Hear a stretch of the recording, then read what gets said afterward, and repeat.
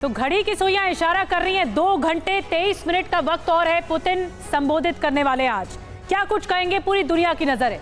Biden के challenge के बाद आज पुतिन का संबोधन होने जा रहा है। थोड़ी देर में संसद पहुंचेंगे पुतिन।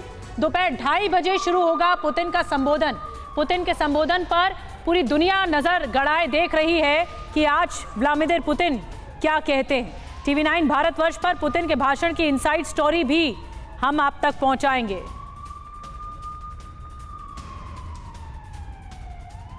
तो कल बाइडेन का दौरा हुआ।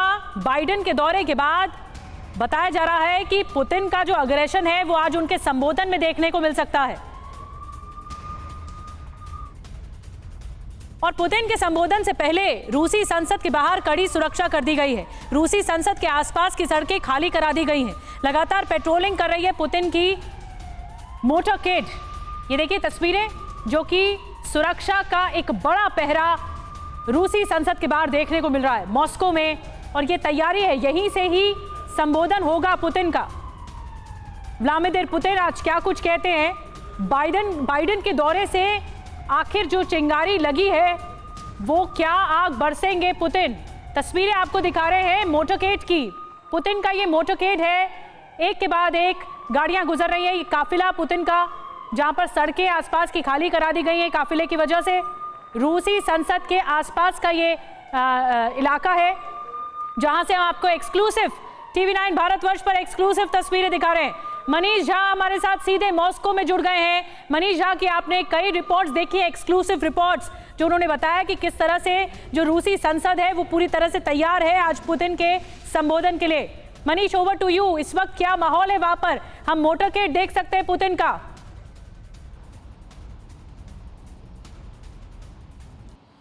बिल्कुल निधि, देखिए इस वक्त टीवी 9 भारतवर्ष की टीम ठीक उसी रूसी संसद के सामने मौजूद है जहां पर राष्ट्रपति पुतिन का संबोधन होने वाला है। तो सबसे पहले हम टेलीविज़न स्क्रीन पर उन दृश्यों को दिखाते हैं ताकि हमारे दुनिया भर के दर्शक देख सके उस संसद बिल्डिंग के सामने से, जहां पर अभी आप देख रहे होंगे कि स्क्रीन पर सामने जो बिल्डिंग है यही है रूसी संसद की बिल्डिंग। रूसी संसद जिसे डूमा कहा जाता है, इसके भी लगभग सदस्यों की संख्या हमारे लोकसभा के सदस्यों की संख्या के बराबर है। और इनके संसद सदस्यों को डिप्टी कहा जाता है।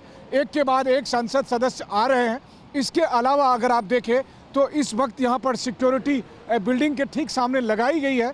लेकिन ये जो पूरा एरिया है इसमें ट्रैफिक भी आ जा रहा है। इस वक्त जिस समय संबोधन होगा हो सकता है उस समय ट्रैफिक को रोक दिया जाए। लेकिन यहाँ पर परिवर्तन क्या हुआ ये भी मैं आपको बता दूं कि कल शाम में जब मैं यहाँ पर आया और मैंने यहाँ पर देखा, और अभी के हालात में परिवर्तन ये हुआ है कि अब बहुत सारी जगह पर आने जाने में रोक लगा दी गई है। रेस्ट्रिक्शंस है, महज 150 मीटर की दूरी है रूसी संसद की बिल्डिंग और रूसी राष्ट्रपति के ऑफिस यानी क्रेमलिन के बीच में। ये सामने देखिए, ये सामने क्रेमलिन है। क्रेमलिन से रूसी संसद को एड्रेस करने के लिए जब राष्ट्रपति पुतिन निकलेंगे तो दिलचस्प बात यह भी है कि राष्ट्रपति पुतिन संसद की बिल्डिंग में नहीं आएंगे, बल्कि क्रेमलिन के पीछे वाले हिस्से में एक इंडोर स्टेडियम बनाया गया है और उसी इंडोर स्टेडियम से राष्ट्रपति पुतिन संसद को और या कहें कि पूरी दुनिया को संबोधित करेंगे। तो टीवी 9 भारतवर्ष दुनिया का अगर आप कहें तो एकमात्र ऐसा न्यूज़ नेटवर्क होगा रूस के न्यूज़ नेटवर्क के अलावा जो इस वक्त यहाँ पर मौजूद है। उस ग्राउंड जीरो से हम आपको दिखा रहे हैं, पल पल की तस्वीरें दिखा रहे हैं कि जब प्रेसिडेंट पुतिन का संबोधन होना है।